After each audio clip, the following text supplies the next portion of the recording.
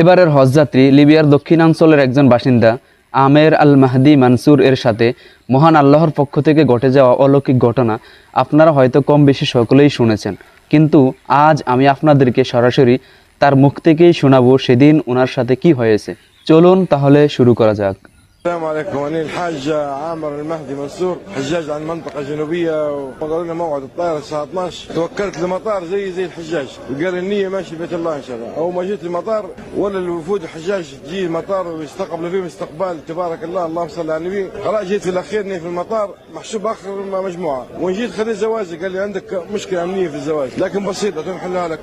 الحجاج الآخرين كملوا لهم إجراءاتهم وركبوا في الطائرة. الكابتن قال بنطلع ما بنستنى، خلاص سكر باب الطائرة وطلع. جاني بتاع المدير الامن المطار قال لي لو ان شاء الله غارب ان شاء الله ما يقاسمت لي، قلت ان شاء الله الطائره ما تطير توجي في ماشي بيت الله ناوي النيه. خلاص ردوا قال الطائره عطل، كلموا الكابتن افتح السلوم بتاع الطائره خلي السلوم يجي يرفع الحاج اللي قاعد، قال ماني فاتح الطائره محركها والع.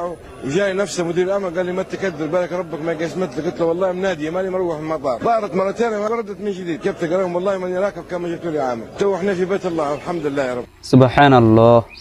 দেখেন, আল্লাহ সুবহানাহু ওয়া তাআলা যদি কাউকে কবুল করতে চান তাহলে কিভাবে তাকে কবুল করেন। এই ঘটনা থেকে আমরা শিখতে পারলাম আল্লাহ সুবহানাহু ওয়া তাআলা আপনাকে যদি কোনো বিষয়ের জন্য কবুল করতে চান তাহলে যে কোনো কিছুর বিনিময়ে সেই বিষয়টি আপনার ভাগ্যে জুড়িয়ে দিবেন।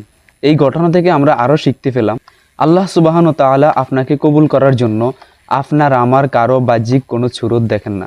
কোন লোক মোটা বা চিকন, খাটো বা লম্বা, ফর্সা বা কালো, ধনী বা গরিব, এসব কিছুই তিনি দেখেন না। তিনি দেখেন তার প্রেম এবং হযরত মুহাম্মদ সাল্লাল্লাহু আলাইহি ওয়াসাল্লামের ভালোবাসা আপনার দিলের ভিতরে কতটুকু রয়েছে। আল্লাহ তাআলা দেখেন আপনার আমার দিলের ভিতরে তার জন্য ভয় কতটুকু রয়েছে, নিয়ত কি পরিমাণ রয়েছে, ভালো না খারাপ।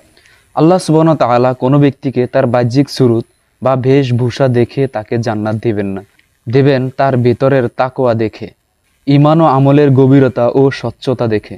তাই চলুন আমরা আমাদের বাহ্যিক সুরত বা বেশভূষা সুন্দর করার পেছনে যতটুকু গুরুত্ব দেই তার চাইতে বেশি গুরুত্ব দেই আমাদের ঈমান ও আমলকে সুন্দর করার জন্য, আমাদের ভিতরকে সুন্দর করার জন্য।